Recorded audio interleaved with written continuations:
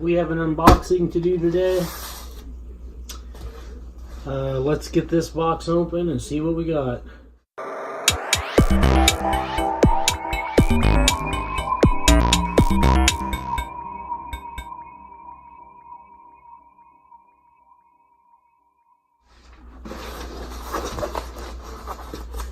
Okay, there it is. This is just my paperwork for it.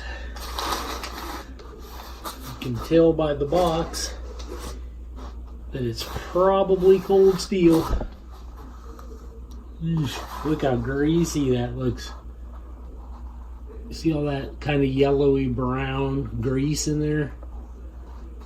It's just smothered in oil. Alright. Getting this out. It's going to be the fun part. Okay,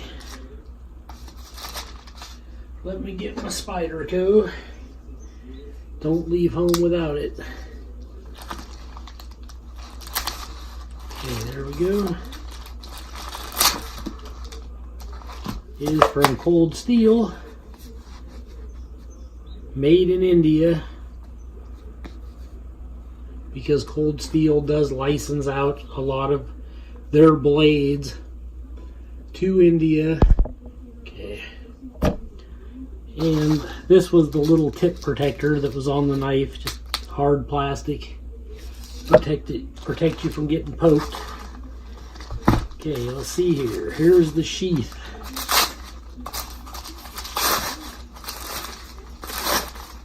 Like unwrapping present. Ooh, that's not so bad. Look at that. It does say Cold Steel right there on the sheath. It's got a brass snap. It's got a brass D-ring for a dangler. It's got about a 3-inch leather belt loop there for your dangler. And it's got 2 brass rivets there. This is riveted on with brass. It's got a brass eyelet down at the bottom, which may let water out like a drain hole, I'm not sure. But I can see it has a lanyard on it, so for a leg tie down. You just have that poked up into the sheath there, which is pretty cool. I like how they braided that. Nice thick welt in it. Looks like really nice straight stitching. It's not the toughest like bank line stitching that I've seen though. It's actually just kind of like, I don't know, I mean I'm sure it'll do the job, it's just not heavy duty. The bank line stitching anyhow. You can see down in there perhaps. It's just a regular real leather sheath. Snap works good. So that's the sheath. Let's get to the knife.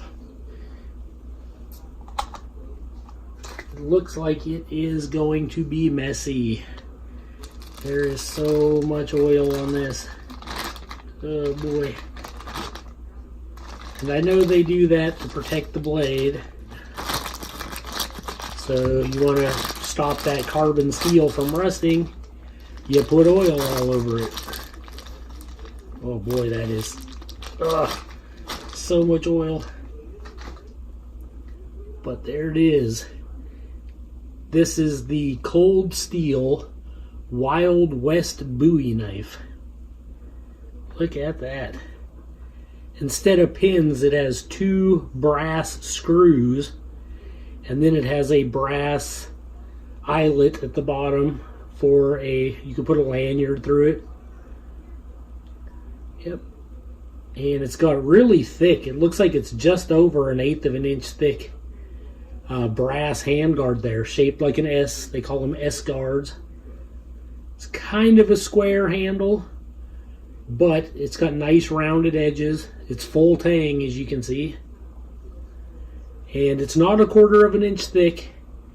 It's about 3/16. It's got a false edge swedge up here at the top. It is a clip point style blade.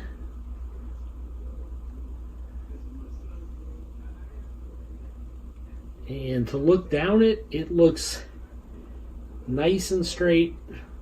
The edge looks really good. I'm going to actually go get the oil off of this so that I can handle it a little more comfortably. Okay, here it is. I got a lot of that oil off of it. It's got, I don't know if you can see that, but you see this line here? And it kind of fades that way. And it's also the same right here. It's like it's not as polished, perhaps, in this area, in that general area. There's still some oil on there. This oil was a lot like Vaseline. It was like really tough stuff. But it's almost a mirror polish. It's not quite though. It's a little more polished than most satin finish blades, but not quite a mirror.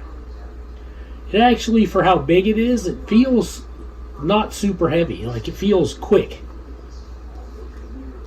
And not so bad. Not too bad at all.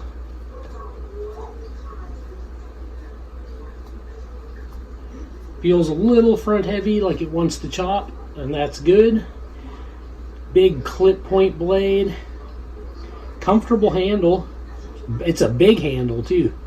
Like, you got a little extra space there for bigger hands. It also has the West Bowie style, like, turn at the butt down here. That way it gives you, so it doesn't slip out of your hand, it gives you some extra grip. I love how thick the brass hand guard is on this. But this actually does feel fairly sharp. Maybe not so much right there, but it feels sharper as you go up the blade. It doesn't say cold steel on this blade anywhere, and it doesn't say made in India. It doesn't even say what kind of steel it is. According to Cold Steel, this is, I believe this is 1090 high carbon steel. And it's, let's get some measurements on it. We'll just see for ourselves. It is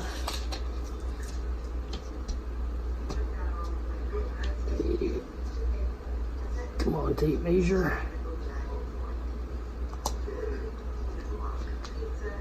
Okay, let's see here to get that to about right there.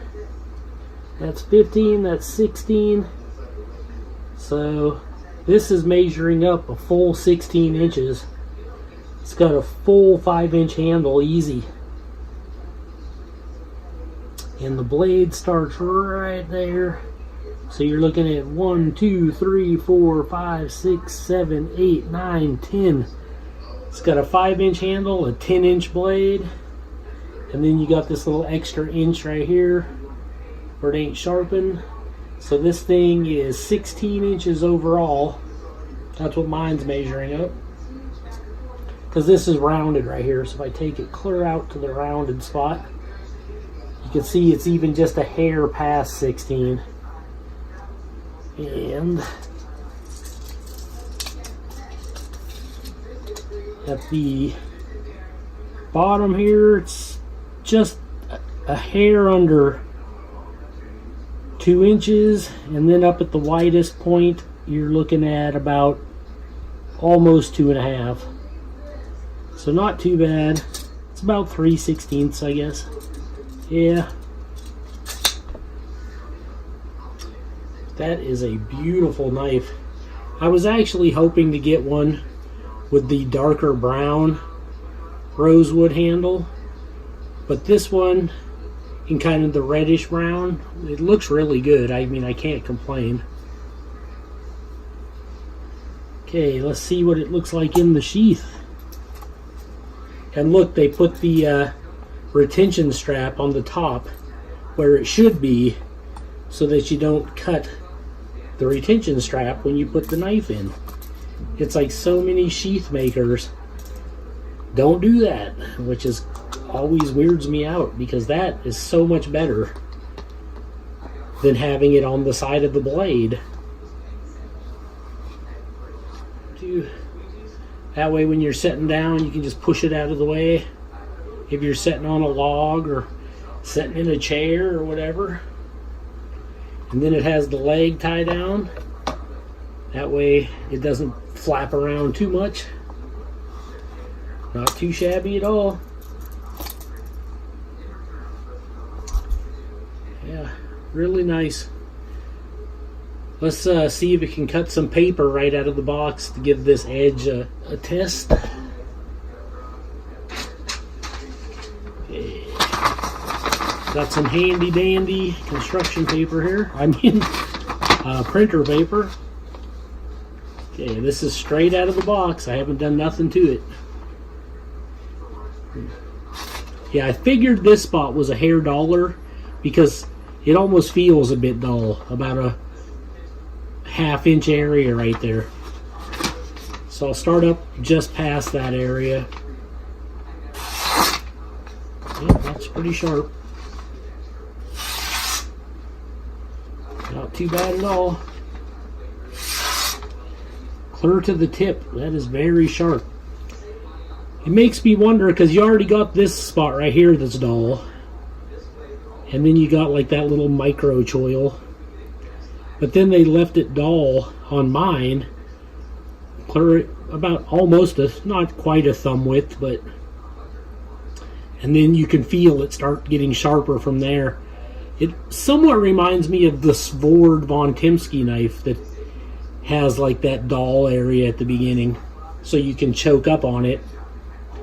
And you can do like small carving tasks if you wanted to without butchering your finger up. But it might be on purpose that they did that. But this is a really, really nice blade. It's 16 inches overall, 10-inch blade, 1090 high carbon steel. It's made in India for cold steel, to the cold steel specs. It comes paper cutting sharp right out of the box, so you know it's got a decent edge on it. And it comes with a really high quality, really nice sheath. Feels pretty good in the hand. I mean, I haven't been out chopping logs or anything with it, so I don't know if I make my hand tired or not, but just to sit here and hold it, it feels pretty nice. Really quick too. Yeah, I'm kind of liking this. This one's gonna definitely be a keeper.